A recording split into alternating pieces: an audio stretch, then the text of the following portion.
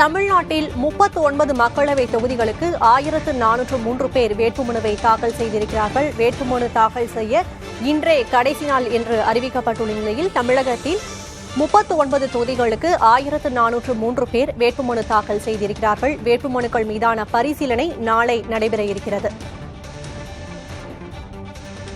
தமிழகத்திற்கு ஏப்ரல் 19ஆம் தேதி மக்களவைத் தேர்தல் நடைபெற உள்ள நிலையில் கடந்த 20ஆம் தேதி வேட்புமனு தாக்கல் தொடங்கி இன்றுடன் நிறைவடைந்தது. இந்நிலையில் தமிழகத்தில் 39 தொகுதிகளுக்கான வேட்புமனு தாக்கல் நிறைவடைந்தது. 1403 பேர் வேட்புமனுவை தாக்கல் செய்திருக்கிறார்கள்.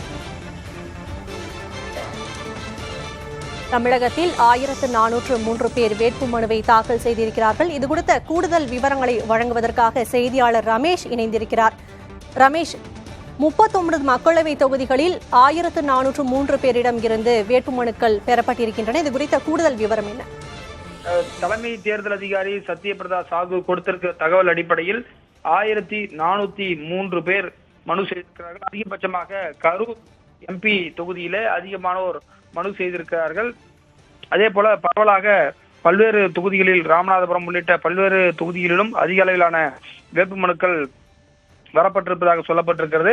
நாளை இந்த வேட்புமனுக்கள் மீதான பரிசீலனை அந்த ஆர்ஓ ஆபீஸ்ல ரிட்டர்னிங் ஆபீசர் அலுவலகத்துல அனைத்து வேட்பாளர்களும் வரவழைத்து அவர்களுடைய வேட்புமனுக்கள் எல்லாம் சரியாக இருக்கிறதா என்பது போன்ற பரிசோதனை நாளைக்கு நடைபெற இருக்கிறது. பரிசீலனை நடைபெற்று முடிந்த பிறகு 30ஆம் தேதி சனிக்கிழமை வேட்புமனுக்களை திரும்ப பெறுவதற்கான கடைசி நாள். அன்றைக்குள் யாராவது நாங்க இந்த போட்டியிலிருந்து விலகிக்கிறேன்னு சொன்னாங்கன்னா அவர்கள் விலகிக் கொள்ளலாம்.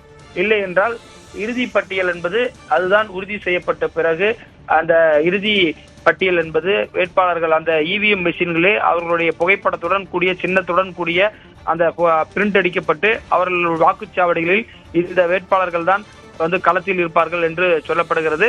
வரக்கூடிய 19ஆம் தேதி ஏப்ரல் மாதம் தேர்தல் நடைபெற இருக்கக்கூடிய நிலையில் வேட்புமனுக்கள் பெறுவதற்கு இன்றே கடைசி நாள் 3 மணியோடு நிறைவடைந்த நிலையில் தற்போது அனைத்து டேட்டாக்களும் கம்ப்யூட்டரில் என்ட்ரி செய்யப்பட்டு 1403 பேர் களத்தில் இருப்பதாக சொல்லப்படுகிறது.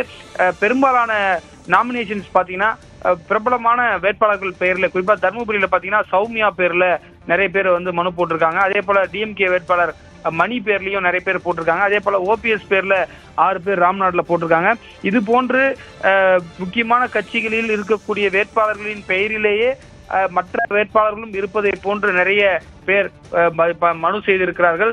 இதையெல்லாம் தேர்தல் ஆணையம் பரிசீலனைக்கும் அவர்களிடம் உண்மையான ஆவணங்கள் இருக்கிறதா என்பன போன்ற விஷயங்களை பரிசீலனை செய்து நாளை மாலைக்குள் இறுதி செய்வார்கள் என்று சொல்லப்படுகிறது.